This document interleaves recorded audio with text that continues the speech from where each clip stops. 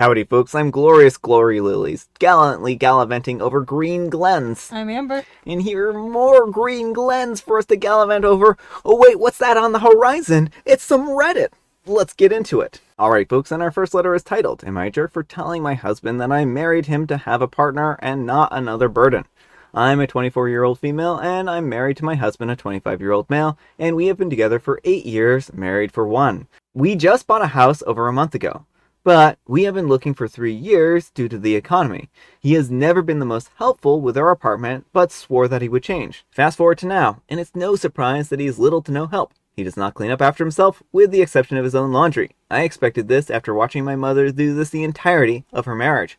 No idea why I thought that mine would be any different. Regardless, this wasn't the breaking point. My breaking point is the stupid decision that he made to get a breed of dog which I told him that he should not own. We both work, I work from home, and bring most of the income in.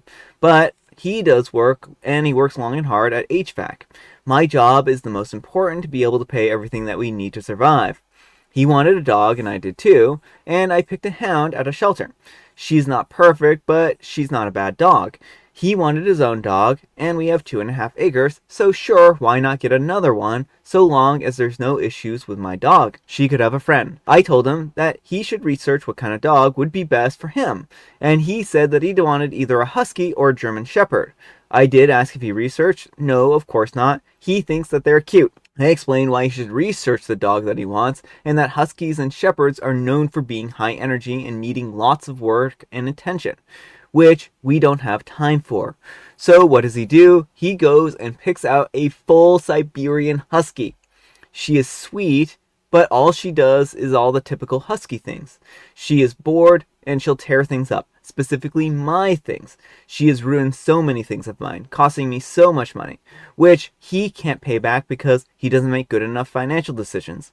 His dog interrupts my work and makes extra work for me, cleaning up her messes. Tonight, I broke. We went out to do some errands, and I have a crate due to her shredding issues. She broke through the crate and destroyed not only the trash, but a bunch of my belongings as well. She peed on the floor, and I just lost my temper. I called him a jerk for not caring and expecting me to be the one to train and entertain the dog. I also said that he is intentionally dumb for not doing research when I told him to, and I'm tired of doing everything alone, and that I wanted a partner, not another responsibility. He does nothing, and I can't take it anymore. I said a lot of crappy things that I won't repeat, and now I'm sitting here in the gas station parking lot 20 miles from home because I'm so defeated. I have no place to go, and I don't want to go back home because I'm just overreacting like I always do, and I will eventually cool off and act normal again. Am I the jerk here? Update, answering some questions first. No kids involved. I don't want kids at all. For clarity, his dog is a 3.5-year-old Husky, not a puppy, doing puppy things. I went back home at like 3 a.m., hashed things out, gonna seek some counseling. But he says that he doesn't want to do anything, like cleaning up or help-wise, because I make him feel like he does it wrong, and he has been bottling up his emotions. So there's that, I guess. I just feel like I'm kind of numb right now. I didn't mention this in the original post, but I'm showing some signs of physical stress, stomach issues, acne, I've dropped some weight. I've pointed this out as well. Alright folks, what do you think of this situation? I mean, I feel bad for OP in this situation. It does sound like she doesn't have a partner. She has someone who just wants to do whatever he wants to do and let OP be his mommy and take care of everything. Malicious incompetence is what this sounds like. It does. Oh, I don't want to help out with chores because every time I help out with chores, you tell me I do them wrong. Yeah, no, like leaving food on plates or something like that, right? When he washes dishes. I mean, certainly, like, if OP is telling him to do things in a very specific way and micromanaging chores, I can understand why that might be frustrating, right? Right, but like he couldn't even research his dog breeds, and he's expecting Opie to pick up all the slack with his dog. Yeah. Like he knows she's the only one home to take care of the dog, and he got a dog that was going to be high energy and tear up her stuff. Because it looked cute. Yeah.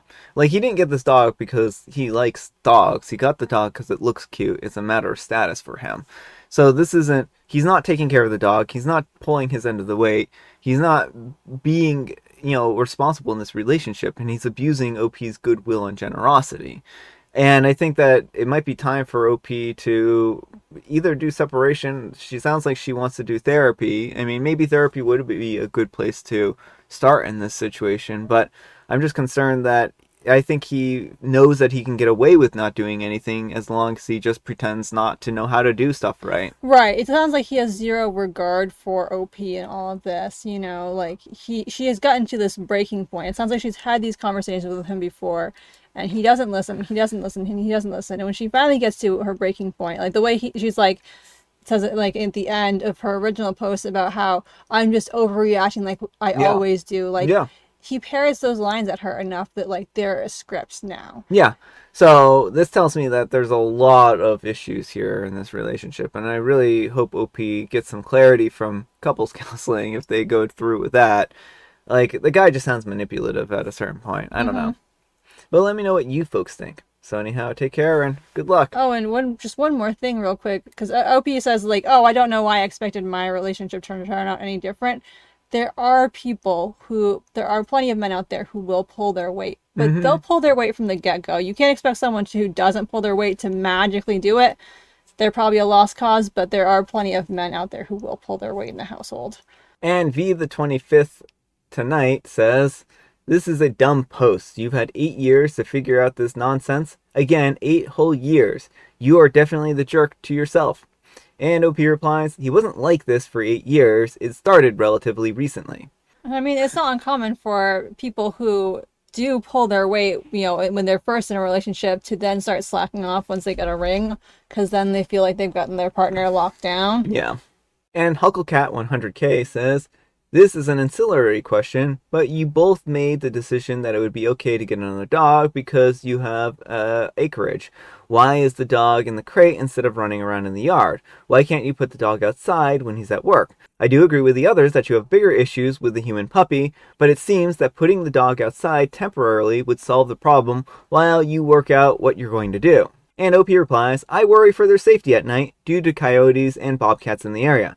And I watch them during the day due to the snakes and the Gila monsters. It's okay when I'm home because I can make sure that they are safe and help if something happens.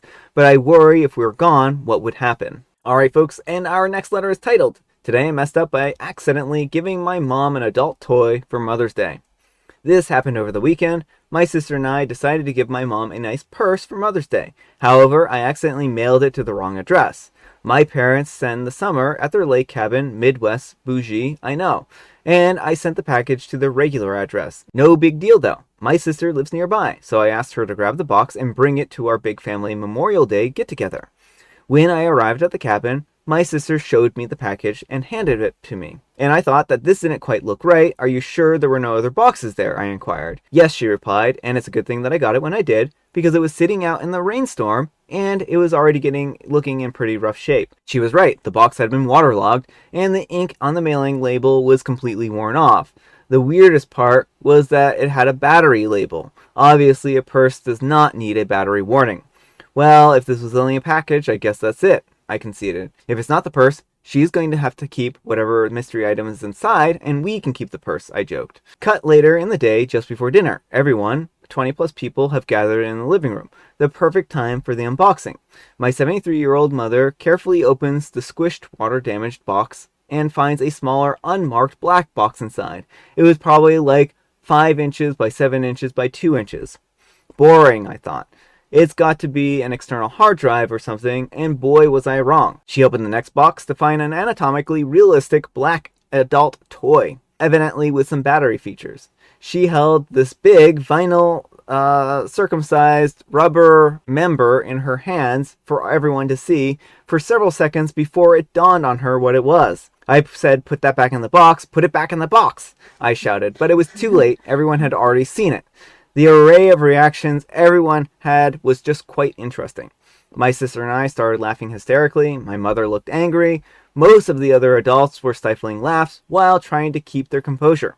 My 14-year-old nephew, who was sitting immediately next to Grandma, was experiencing what you can only describe as a fit of overwhelming embarrassment.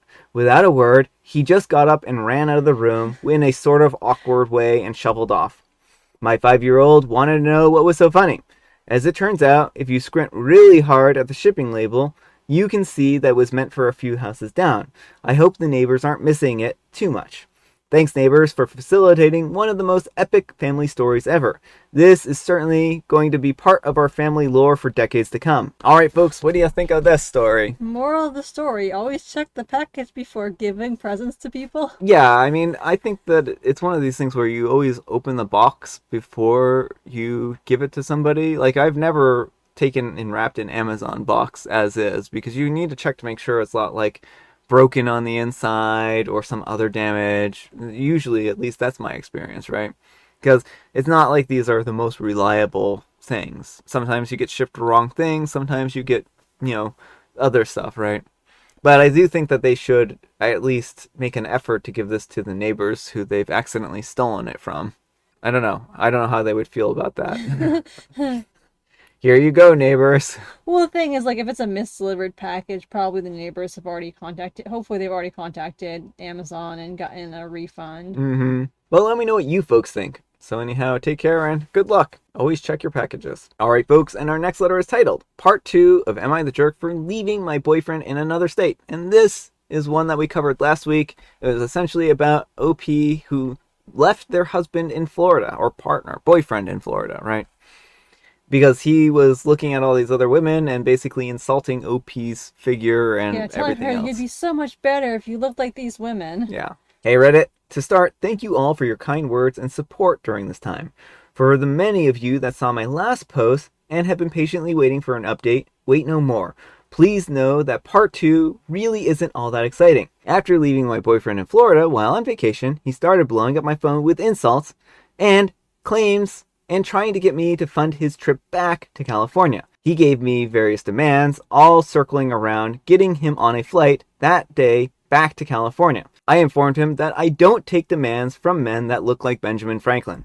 He was very concerned with what I was going to be doing back in California without him, and I replied, other people. I told him that he should be happy now since he doesn't have to worry about his ex-girlfriend getting in the way of him finding his hot Miami wife. He was shocked when I mentioned how that I was now his ex. He went on a rant about how I can't do anything on my own and that I need him to take care of me. I was confused by what he meant by that, as I'm the one who has taken care of him. After my lack of response for 2 hours, his mom started to call me multiple times. As fast as she was calling me, I was declining her calls even faster. She started texting insults and letting me know about how she really felt about me. I let her know that she failed her son by raising him in a way that would allow him to lose his financial safety net by being ungrateful. She let me know that she was actually agreeing with him. If you tried to make yourself a little prettier for him, he wouldn't have needed to start that argument. I responded, if you didn't try to put other women down your whole life, you wouldn't be a washed-up divorced trophy wife. Then the real insults started coming.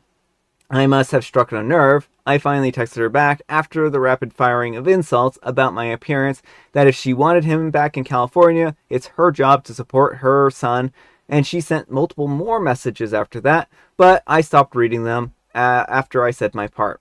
I received multiple voicemails from my ex begging me for forgiveness. All of a sudden, he wants to change, he finds me attractive, he doesn't want to lose our relationship, etc. It's all too bad considering the great time that we had together prior to this negative outburst. He kept texting and begging to come back and that he would be able to make things right in person.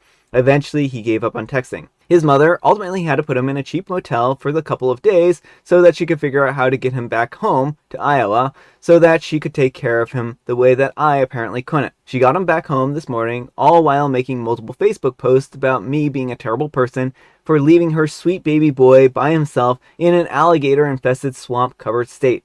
Anyways, I'm still curious. Am I the jerk here? Alright, folks, what do you think? I mean, I think some of the insults were a little over the top, but I don't blame OP for being upset about all this whole situation. Yeah, I don't think that OP was wrong for being upset. I think that devolving into the insults was probably uncalled for. I think OP probably could have just been just as fine ignoring the calls and telling the mother that she needed to go find out how to take care of their son, plain and simple, that they were done. So I don't think, again, that this is the nicest of posts, but I mean, I'm glad OP is free of this individual who would make disparaging comments about her. But let me know what you folks think. So anyhow, take care and good luck. Alright, folks, it is tea time. Grab your beverages of choice. I've got some tea right here, and Amber, she has a joke. Did the shark have a good vacation? Did the shark have a good vacation? These must all be vacation jokes. Yes, it's 101 vacation Oh, jokes. I see. That's the book title. I've heard. Did the shark have a good vacation? He had a very sharp vacation. It was very enjoyable. Very enjoyable. That's a bit of a stretch there, Jovial Bob sign. A bit of a stretch. Like a shark's jaw. And I have Earl Grey. Alright, folks, that's all the time we have for today. Thank you so much for watching. Happy wonderful Wednesday, folks. I hope your Wednesday is off to a wonderful start. Amber, we need some kind of moral advice and or guidance. And please have it in the form of a haiku. Check your gifts before you package them, or you may get a surprise. I guess that works. Thanks so much for watching, and we'll see you all tomorrow. Bye. Howdy, folks. I'm Glorious Gory Lilies. Ooh, gory.